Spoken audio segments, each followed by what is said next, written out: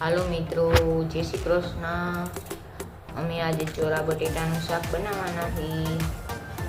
હાલો મિત્રો, ચોરા ખોલી નાખ્યા છે, બટેટા મોરી છે, ટમેટું એક મોર્યું છે, પછી એને ધોઈ નાખવાનું છે પાણીમાં।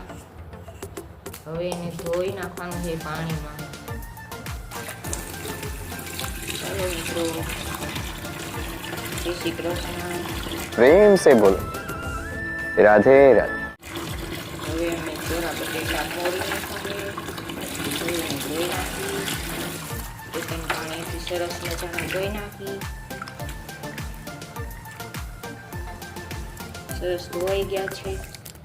હવે આપણે એને લઈ લઈએ ગેસ આગળ।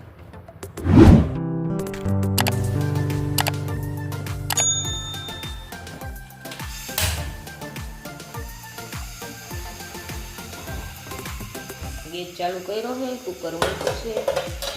એની અંદર પાણી હોય તો ગળી જાય, સુકાઈ જાય, પછી આપણે એમાં તેલ નાખી દઈએ।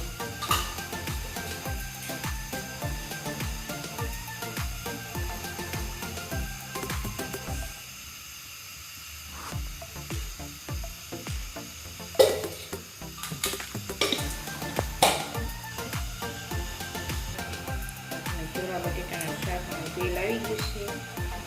હવે રાઈ લીધી છે, થોડીક રાઈ નાખી દઈ,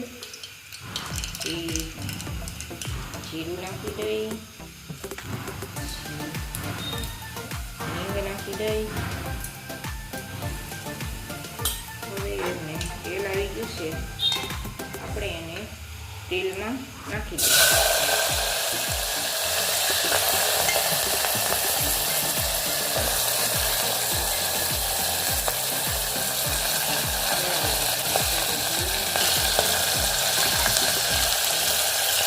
એમાં ટમેટા મિક્સ કરી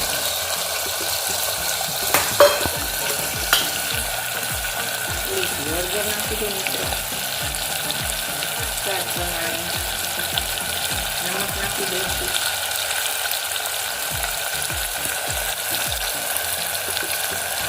હવે આપણે એને હલાવી દઈશું।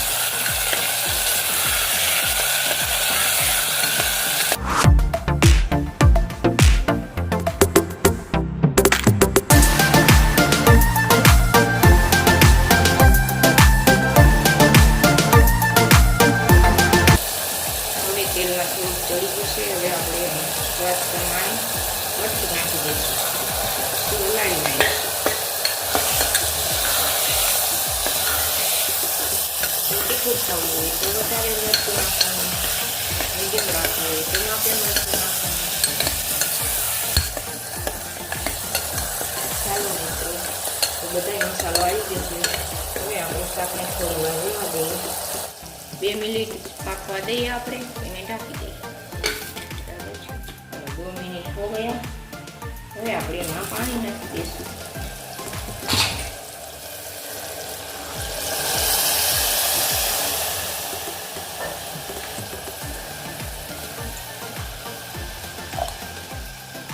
હવે આપણે રસાવાળું શાક કરવું હોય તો વધે પાણી નાખવાનું છે, અને રસા વિનાનું શાક કરવાનું હોય તો ઓછું પાણી રાખવાનું છે।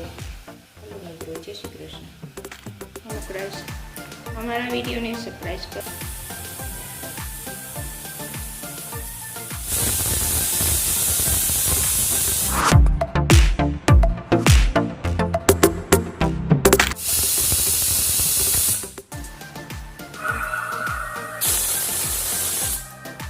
હાલો, ચોરા બટેટાનું શાક બની ગયું છે, 5-6 સીટી વાગી ગઈ છે।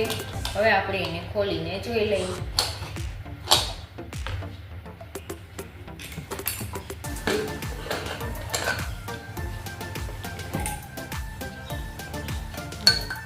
બની ગયું છે, ચોરા બટેટાનું શાક સળી ગયું છે સરસ રીતે, પાણી પણ બળી ગયું છે।